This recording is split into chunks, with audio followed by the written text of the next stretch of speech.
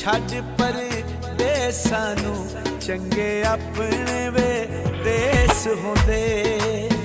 छड्ड परदेसां नूं चंगे अपने वे देस होंदे।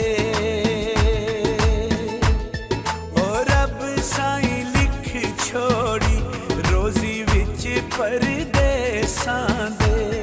ओ रब सच्चे लिख छोड़ी रोजी विच परदेसां